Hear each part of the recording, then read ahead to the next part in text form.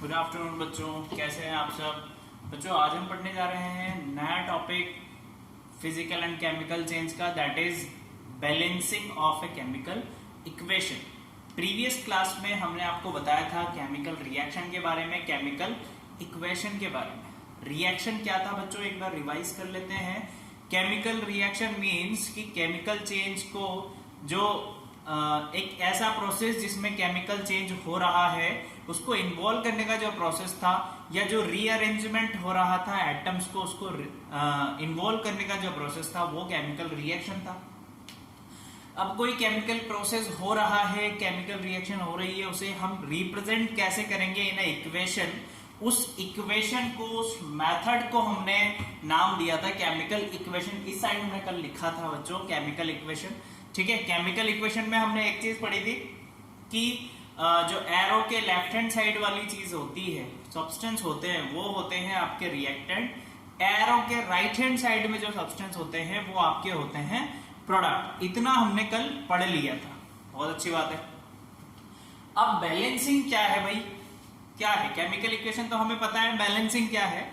सो बेटा देखो, किसी भी केमिकल इक्वेशन में नंबर ऑफ एटम्स, ध्यान से सुनना, किसी भी केमिकल इक्वेशन में number of atoms on both side must be equal. कैसे होने चाहिए वो? इक्वल होने चाहिए। दोनों साइड पे जो नंबर ऑफ एटम्स हैं वो इक्वल होने चाहिए। उसे बोलते हैं बैलेंस्ड केमिकल इक्वेशन। क्या बोलते हैं बच्चों? उस इक्वेशन को बोलते हैं जिसमें नंबर ऑफ एटम्स बराबर होते हैं बोथ साइड पे, उस इक्वेशन को बोलते हैं बैलेंस्ड केमिकल इक्वेशन। अभी बैलेंस्ड केमिकल इक्वेशन क्यों पढ़ रहे हैं हम, क्या रीजन है इसके पीछे, क्या लॉजिक है, उसके लिए एक लॉ दिया गया था बच्चों, law of conservation of mass, जो अभी हम आपको बताएंगे। पहले इसके बारे में लिख लेते हैं कि बैलेंस्ड किसे बोलते हैं, कुछ एक एग्जांपल देखते हैं कि ये बैलेंस है या नहीं है, देन हम आपको रूल बताएंगे।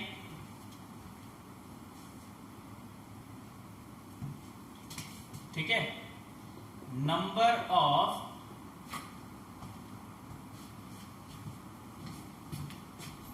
ध्यान से देखना बेटा,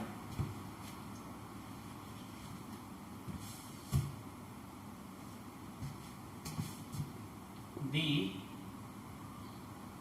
number of atoms of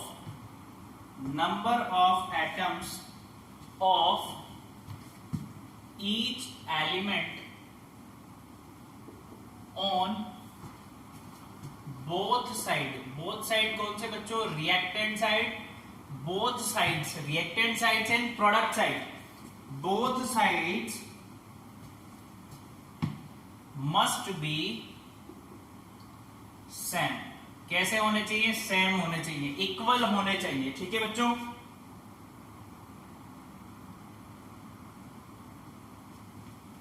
same और equal.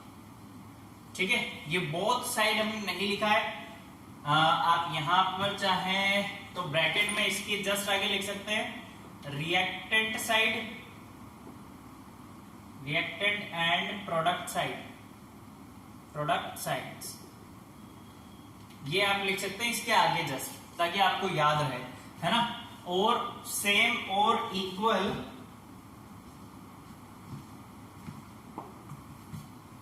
And equation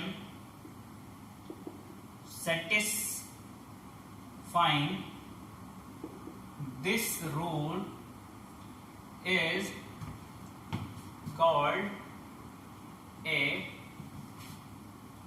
balanced chemical equation। ठीक है, जो इक्वेशन ये रूल फॉलो करेगी बच्चों, उस इक्वेशन को हम बोल रहे हैं बैलेंस्ड केमिकल इक्वेशन। एग्जांपल से देखो, एग्जांपल देखते हैं, एग्जांपल से समझने की कोशिश करना बच्चों। ये है मेरे पास मैग्नीशियम, इसको मैंने किया बर्न और मुझे मिल गया मैग्नीशियम डाइऑक्साइड। अब हमने लिखा है कि बैलेंस्ड इक्वेशन कौन सी होगी? जिसमें number of atoms both side equal होंगे। मतलब यहां पर मैंने लगाया 2 और यहां पर लगाया 2। इधर मैग्नीशियम कितने हैं बच्चों 2। ये नंबर कैसे पता लगाते हैं हम, इनके आगे जो कोफिशिएंट होता है वो उसका नंबर होता है, नीचे जो होता है वो कभी भी नंबर नहीं होगा, ठीक है। आगे जो होता है उतने नंबर ऑफ एलिमेंट्स पार्टिसिपेट कर रहे होते हैं, ये सोच लो। तो 2 मैग्नीशियम यहां पर है, 2 मैग्नीशियम यहां पर है, मतलब बैलेंस है। 2 ऑक्सीजन यहां पर है, 1 और 2 ऑक्सीजन यहां पर है, मतलब ये बैलेंस्ड इक्वेशन है। चलो भाई ये देखो, जैसे ही मैंने कैल्शियम ऑक्साइड को वाटर में मिक्स किया मुझे क्या मिलता है, कैल्शियम हाइड्रोक्साइड। ये क्या है बच्चों, कैल्शियम हाइड्रोक्साइड, हमने एसिड बेस में पढ़ा है। अब देखो ये बैलेंस्ड है या नहीं, एक कैल्शियम बैलेंस, एक ऑक्सीजन 2 ऑक्सीजन है रिएक्टेंट साइड पे, यहां पर लिख रहा है 2, मतलब ये भी 2 ऑक्सीजन, ये भी बैलेंस। हाइड्रोजन कितने हैं बच्चों, 2 हाइड्रोजन, इधर भी 2 हाइड्रोजन, मतलब ये भी बैलेंस्ड केमिकल इक्वेशन है।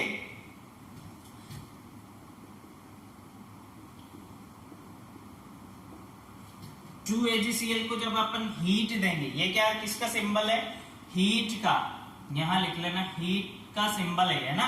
ज्यादा इंफॉर्मेटिव बनाने के लिए क्या करेंगे, ऐसा सिंबल्स का यूज करेंगे इक्वेशन को, ठीक है। अब हीट दोगे तो ये ऐसा कुछ मिल जाएगा आपको भाई। अब देखो ये बैलेंस्ड है या नहीं, बैलेंस के लिए क्या चेक करना पड़ेगा हमें कि बोथ साइड जो एटम है उनके नंबर इक्वल हो। Ag कितना है यहाँ पर 2, यहां पर भी 2 इक्वल है, यहां पर 2 क्लोरीन और इधर भी 2 क्लोरीन, मतलब ये भी बैलेंस्ड इक्वेशन है, ठीक है।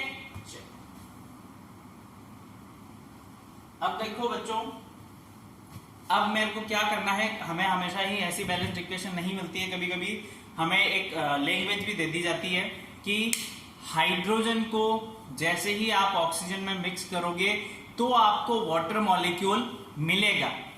एक बार लिख के देखते हैं लैंग्वेज किस तरीके से होती है।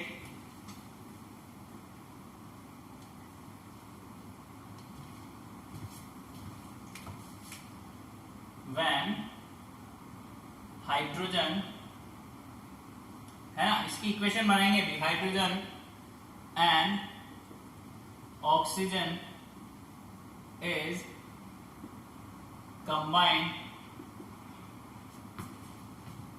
Water is formed, water is formed, ठीक है। देखते हैं इक्वेशन बना के बेटा, ये है हाइड्रोजन, ये है ऑक्सीजन, क्योंकि सिर्फ H और सिर्फ O तो हमें नेचर में मिलता ही नहीं, हमें क्या मिलता है H2 और O2, ठीक है। ये दोनों कंबाइन होंगे और क्या बना रहे हैं, ये सिर्फ वाटर बना रहे हैं, ठीक है भाई। चलो अब कैसे चेक करें दोनों इक्वल है या नहीं, यहां देख लेते हैं रिएक्टेंट साइड और ये है आपकी प्रोडक्ट साइड, ऐसा ही है कुछ, प्रोडक्ट साइड, ये रिएक्टेंट साइड, ये प्रोडक्ट साइड। हमारे पास यहाँ एलिमेंट है हाइड्रोजन ऑक्सीजन, इधर भी है हाइड्रोजन ऑक्सीजन। इधर हाइड्रोजन कितने हैं बच्चों 2, ऑक्सीजन कितने हैं 2, इधर कितने हैं हाइड्रोजन 2, ऑक्सीजन कितना है 1, यानी टोटल नंबर की बात करें तो ये हो रहा है 4 और ये है 3, मींस ये दोनों आपस में इक्वल नहीं है, मतलब ये बैलेंस्ड इक्वेशन नहीं होगी, नॉट बैलेंस्ड, ठीक है। इसे इक्वेशन को बैलेंस्ड नहीं बोलेंगे।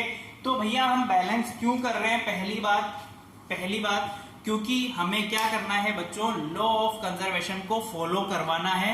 और law of conservation of mass क्या कहता है कि जितना मास इधर रिएक्ट कर रहा है उतना ही मास एटम का इधर बनना भी चाहिए, समझ आ रही है बात। जितना मास, एटॉमिक मास एटम का रिएक्ट कर रहा है उतना ही इधर प्रोड्यूस भी होगा, ठीक है। वो है आपका law of conservation of mass, ठीक है। अभी आप इतना नोट डाउन कीजिए बेटा।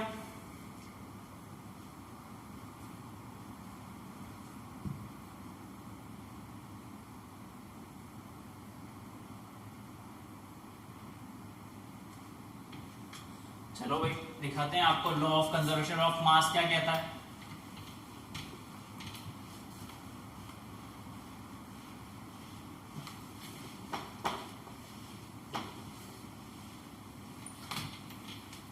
ध्यान से देखना, लॉ ऑफ कंजर्वेशन ऑफ, बेटा ये जो लॉ है आप 9th में भी पढ़ेंगे, 11th में भी पढ़ेंगे, आईआईटी करेंगे तब भी पढ़ेंगे, बहुत इंपॉर्टेंट है। इंपॉर्टेंट लिख देते हैं हम यहाँ पर, इंपॉर्टेंट हमने स्टार में मार्क कर दिया, बहुत इंपॉर्टेंट लॉ है। क्या कहता है ये लॉ कि जो आपके पास जितना मास किसी भी प्रोडक्ट का फॉर्म होगा उतना ही मास आप मटेरियल भी यूज करना, या हम ऐसे भी कह सकते हैं जितना मास आप रिएक्टेंट का मटेरियल का यूज करते हो उतना ही मास आपको प्रोड्यूस भी होना चाहिए। ये सेटिस्फाई करवाता है केमिकल इक्वेशन को, इसलिए हम बैलेंसिंग करते हैं। जो इक्वेशन इसको फॉलो नहीं कर पाती है उसे हम बोलते हैं अनबैलेंस्ड इक्वेशन, और जो फॉलो कर लेती है बच्चों उन्हें हम बोलते हैं बैलेंस्ड केमिकल इक्वेशन। ठीक है, अभी इसका स्टेटमेंट लिखते हैं अपन, दी total mass of the substance produced, total mass of the substance produced in a reaction is equal to the mass of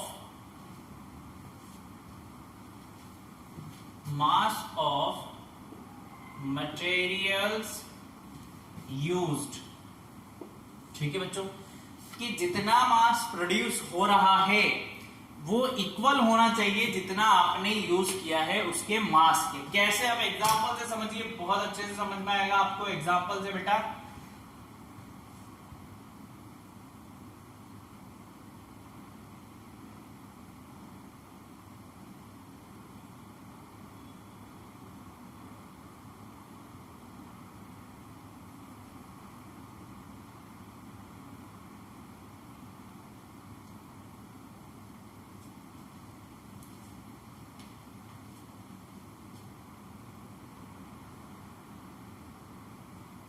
ठीक है, देखो बेटा हमने क्या लिखा है यहाँ पर, जब हम एक कैंडल को क्या करते हैं, बर्न करते हैं कैंडल को। ठीक है, ध्यान से सुनना, जब हम कैंडल को बर्न करते हैं बच्चों तो कार्बन हाइड्रोजन, कैंडल के कॉन्स्टिट्यूएंट जो एयर में ऑक्सीजन प्रेजेंट होती है उसके साथ रिएक्ट करके क्या बनाते हैं, गैसियस फॉर्म और वाटर वेपर प्रोडक्ट बनाते हैं। जैसे कार्बन डाइऑक्साइड हो गया आपका, और गैस क्या हो जाती है, इवेपोरेट हो जाती है, एस्केप आउट हो जाती है। ठीक है, ये प्रोडक्ट बनाया उसने। अब आगे लिखा है बच्चों हमने, since the product formed when a candle burns are gaseous and disappear, जो प्रोडक्ट बना और गायब हो गया या गैसियस फॉर्म में है, the candle appears to decrease the mass.